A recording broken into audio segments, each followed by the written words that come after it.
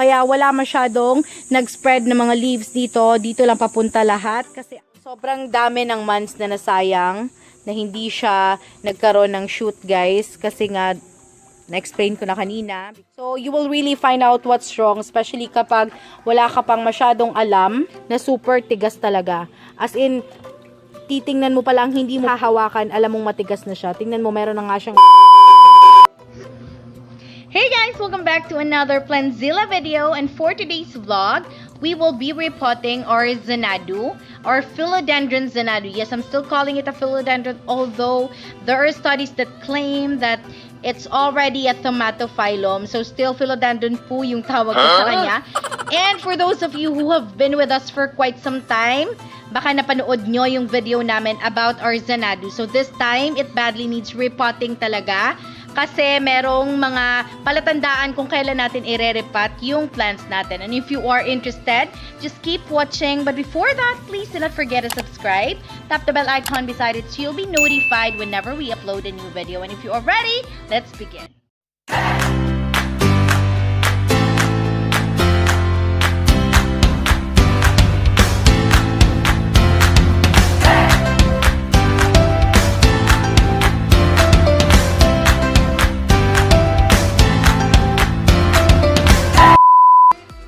So guys, this is our Philodendron Xanadu.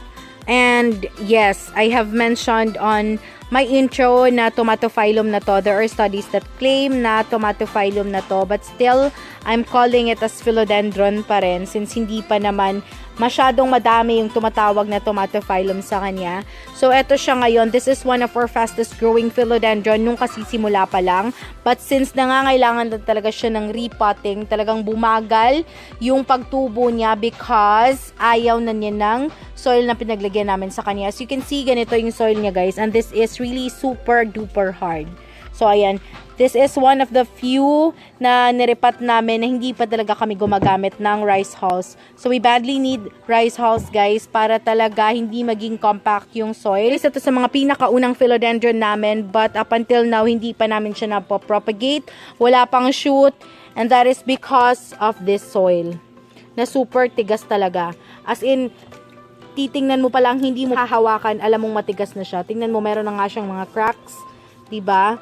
So, ayan, yun talaga yung dapat nating i-settle for today. That's why ire-repat natin to. And we are as well aiming to grow more of this type of philodendrons, guys. Unlike dun sa iba, guys, na mist lang, eto talaga, winotter to kagabi. Parang walang nangyari, diba? Nagiging bitak-bitak pa din yung soil. So, yung makikita natin na nag-pop out dyan, itong brown na to.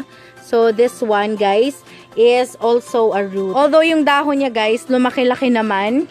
So, kesa dun sa time na tinanim namin siya, pero still, hindi na mabilis yung pagtubo niyan, hindi pa din siya nagkaroon ng shoot up until now because of it. So, ayan, dapat talaga masettle to. And then, guys, etong isa na to, sinimula na tong kainin ng bug. Pero, nabantayan kaya, eto, konti lang yung nakain niya dito sa tip lang.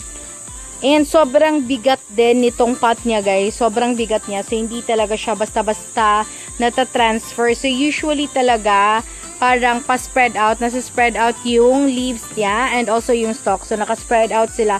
But since dito nakalagay ito siya sa likod, so, ayan, etong area na to malapit sa wall dito. Kaya wala masyadong nag-spread ng mga leaves dito. Dito lang papunta lahat. Kasi ayaw po nila na nasasagi sila. Kaya umiiwas po sila sa wall. Or even kapag marami siyang mga katabing halaman din, umiiwas po yung stalks ng dahon niya. Just like this one, paliko po siya kasi ayaw niyang masagi siya dito sa Milenoniae na to.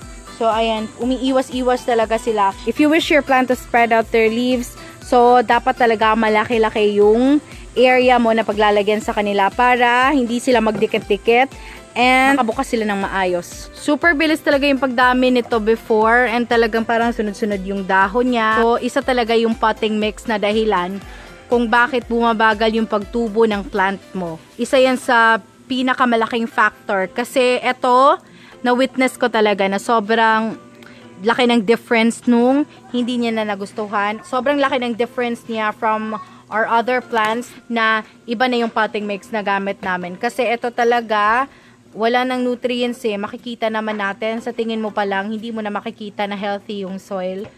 So, ayan, the potting mix that we will use, yung mga potting mix na usually na ginagamit na namin ngayon. Syempre guys, since isa to sa mga plants nung kasisimula pa lang kami, talagang hindi pa kompleto, we haven't find out the potting mix that will really work well for us. So, since okay na ngayon, nakita na namin siya, we really have to repot most of our plants na natanim namin before para pare-pareho po yung tubo nila, para lahat po sila mabilis tumubo and lahat po sila healthy. So, ayan, let's try. Ito, he is trying to loosen the soil. Every time nga, 'di ba, na inaano niya, ayan, malalaki po yung makikita nating soil kasi sobrang compact niya, guys. O, makikita natin. Let's try to get one. O, ito. Sobrang laki. Ayan, parang ano lang siya, garden soil lang talaga. This really what we were using before lang, garden soil. Merong konting cow manure. Yun lang talaga yung potting mix namin before. So, nagugustuhan naman niya. Okay lang naman yun. Nagustuhan niya yung first few months. Kasi, syempre, yung cow manure, guys, meron din naman siyang nutrients na mapoprovide sa plants natin. But in the long run, talagang magiging ganito yung itsura. Since walang masyadong makakapag-help para hindi siya maging compact. Although, hindi naman siya palaging wino-water. Kasi alam naman natin yun. Before we started growing philodendrons, we also made a research on how to grow them. And alam naman namin na ayaw nila ng sobrang init, ayaw din nila ng dinidiligan palagi. Pero what we didn't see before pa is that yung potting mix talaga mauubusan ng nutrients. Dahil konti lang yung minix namin and dahil madami yung garden soil. Yung garden soil pa namin dito, matitigas talaga. Ewan ko lang kung sa inyo, wala po kaming loam soil dito. Wala masyado. Kaya yung mga potting mix na ginagamit namin ngayon, mostly mga binili na. Kaya hindi na kami masyadong kumukuha-kuha sa kung saan-saan dito. Psyllum is also a tomatophyllum, guys, because pareho po silang parang magiging kahoy pagkalaki. So, ganito din po yung itsura ng katawan ng psyllum. Meron siyang mga mata-mata na ganyan na parang pinya. So, yung mga mata-mata na makikita natin is yung tinubuan talaga ng dahon. So, while palaki siya ng palaki, mauubos po yung dahon na nasa ilalim. Kaya makikita natin na lumalabas na yung mga mata niya. So, ayan, eto kasi tinanggalan to ng dahon. It's okay to remove the old leaves, guys. Yung mga nag-age na okay lang na i-remove. Kaya makikita natin na parang merong isa na bakante dyan kasi kaka-remove lang today. Medyo yellow na talaga siya eh. So, ayan, kaya tinanggal na. Sobrang tigas po niya dito. And I do not know if mahirap pa siyang i-uproot.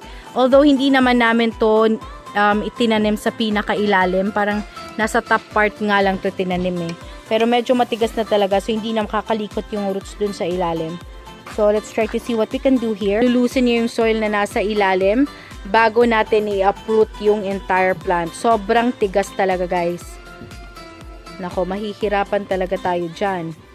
So, ayan, sobrang tigas and sobrang hirap niyang bunutin. Wala nga siguro kaming nalagay na ano dito, coconut fiber, I believe. So, ayan, so pahirapan tayo ngayon dito. Nakakatakot baka may ano. Oh my God. So, makikita natin, 'di ba? When you look at your plant na ganito na yung itsura sa ilalim, guys, walang-wala na talaga siyang nutrients kasi parang mapupuno na siya ng puro roots na sa ilalim. So, we really have to do something about it. And if you are having a plant like this na ganun na yung itsura ng potting mix, it would be best that you check it as well so you can fix the problem. Kasi magiging reason talaga yan kung bakit mahina na silang tumubo, hindi na sila makakapagbigay ng shoot na ina-expect mo. Sobrang haba na ng roots niya. Makikita natin ito, dumikit na dikit pa dito. As in, sobrang haba po niya. Ayan, papakita ko lang ha. O, ito. From the soil to the top. Ayan. Yun, yung mga nasa ilalim. Ilalim nandun yung mga bagong roots na super kawawa kasi walang pinagkakapitan. Syempre, hindi natin maiiwasan na merong mga pinong mga roots dito na maano talaga maiiwan kasi super laki. Tingnan nyo. Super duper laki ng soil na to. So, sobrang kawawa to pag hindi pa to na-repot. This is as well a perfect time to repot this kasi sobrang laki ng tulong na magagawa nito for our plant. So, since gagamitin pa namin tong pot na to, still the same pot yung gagamitin namin. So, we really have to take out all the soil na nandito. Kailangan namin silang i-ano. Talagang kapag na-late pa kami ng konti dito sa pagre-repot sa kanya, talagang mapupuno na po siya ng roots in no time. Wala na tayong makikitang soil. So, mas lalong babagal yung pagtubo niya and hindi talaga tayo mabibigyan ng shoot dito. Talaga siyang coconut fibered, guys. Walang rice hulls. So, ayan. Isa talaga to sa mga nauna pa. Kasi, ayan. So, lagay muna natin dito. Kawawa. Sayang yung soil. Lagay natin sa champagne. So, sobrang bigat po ng pot na yan. Nahihirapan pa siya. So, ito. Maglalagay na tayo.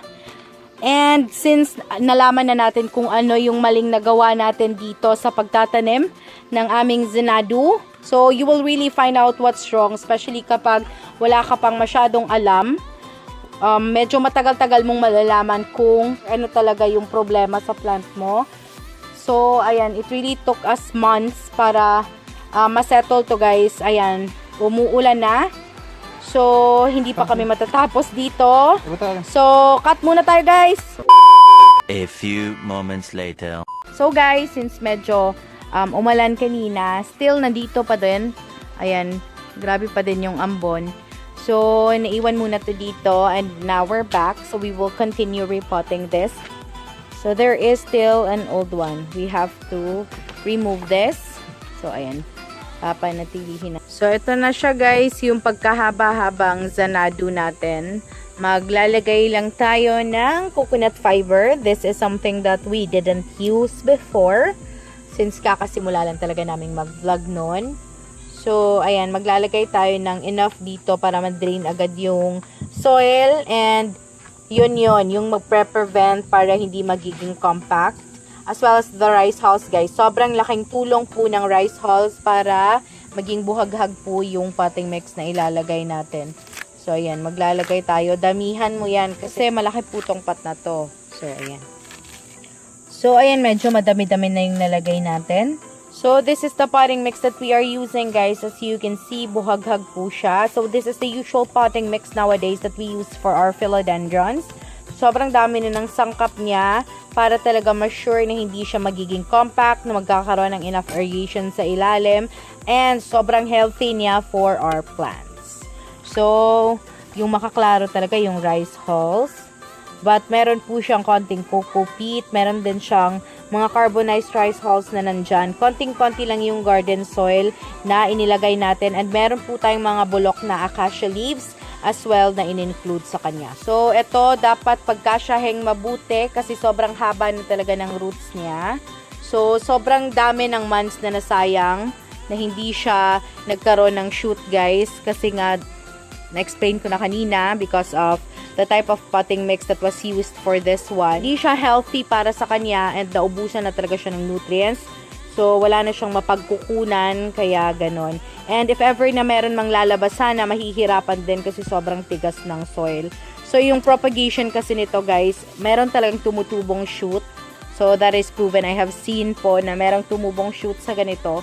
So, it's either you got it or meron talagang tutubo na shoot. Yung sa mama ko, talagang pinutol niya, guys. But for us, we'll choose to wait for it na magkaroon ng shoot niya. Kasi meron talaga. Saka maubos na tong potting mix na meron kami dito. Kasi yung balde, tsaka yung pot, magkasing laki lang po. So, sobrang laki ng pot na yan na pinaglagyan namin sa kanya. So, ayan, malaki na din naman kasi siya. So, okay lang na malaki yung pot na paglalagyan sa kanya. So, upon remembering how we did it on the previous videos that we've made, talagang marirealize namin or makikita namin how our ways to grow our plants have improved, guys. So, eto na siya ngayon. And mag-a-add lang tayo dyan. Pupunuin lang natin hanggang sa makover natin yung lahat ng roots. Or up until the body of the Xanadu that we can see. So, iwan na lang natin yung leaves, guys. Yung pot niya before, I will be showing it to you.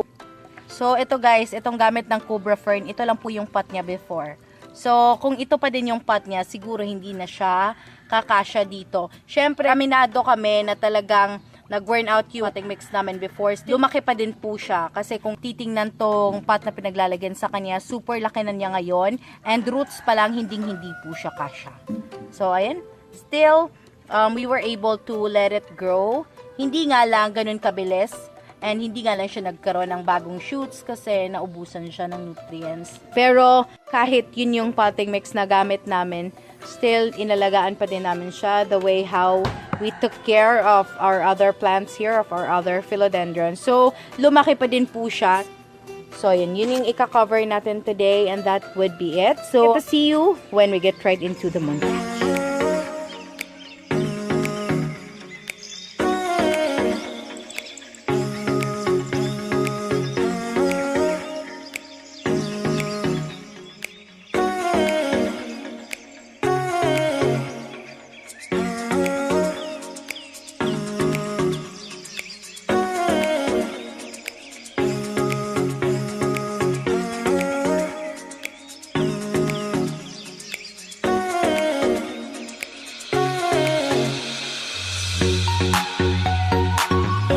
Thank you so much for making it till the end of this video. It has been Maria, the voice of PLANTZILLA BHL.